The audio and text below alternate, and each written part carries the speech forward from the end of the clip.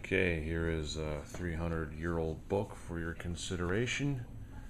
Um, Printed in London in 1714. It's an interesting book. It appears to be a religious book. A guideline. It's not a Bible per se, but it's more of a guideline on how to live your life, and very interesting. You could see that the English is transitioning from the Middle Ages to modern English. A little bit difficult to read. Has several sections of the book: faith, caring for the soul, what to do if you're in despair, fear of God, trust in God, honoring God, church feasts, sacraments, God's Word, all about the Lord's Supper,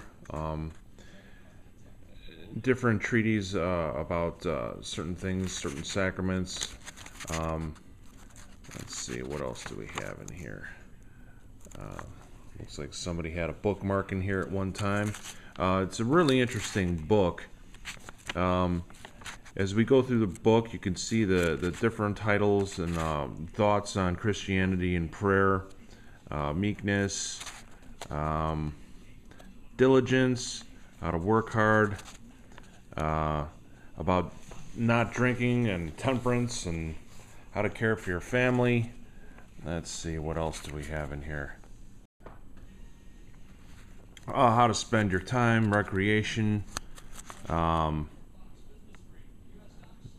justice, influence of other people in the church, kinds of theft. It's basically a moral religious book on how to care for your family and how you integrate with your society that you live in. Stealing, lying. Let's see what else we have here. Sins of pride, duty to your parents. Let's see. Duty to children, your brethren, about friendship, servant's duty if you're a servant, duty of charity. It's a really expansive book, and it's 300 years old. And here's an interesting part of this book here. It looks like somebody back 200-400 years ago, people would start to write down their family tree in Bibles, because Bibles were the most commonly printed book in the house, and books weren't as available as they were today that you could get from any library or bookstore. So people would write down information about their family and whose son was who, and somebody at some point over the last 300 years, using what looks to be a fountain pen, wrote down their family history in this book as if it were a Bible. So that's pretty interesting. That's awesome in this book. Let's see.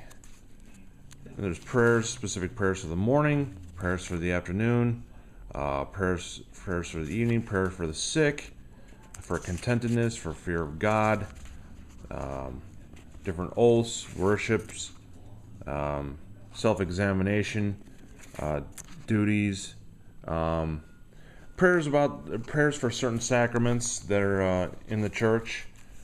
Let's go through this. Prayers for the sick. As you could see from the title, the English language has definitely changed, and it keeps going. And you can see that different words are spelled differently. Word order is a little bit different. And one thing that texts in the 1700s did was use, instead of S in certain parts of the word, they would use the Frankfurt F. So as you can see right here, cells, darkness, and that's a carryover from German, as Germany invaded England in the 1200s and really changed the English language from what looked more to be of Norse to the English language that is in use today. And this is, of course, a book displaying the end transitional period of this, where they're still using this in proper textbooks and in in church books. So there you have it, 300-year-old book. Pretty good condition considering. I mean, the leather is slightly worn. The book is whole. This would be an excellent book to have in your collection, as I can safely say that not too many of these have probably survived. You know, you have the more common books by Descartes and so forth, and this seems to be a religious book that may or may have not sailed over to the New World in the 17 or 1800s.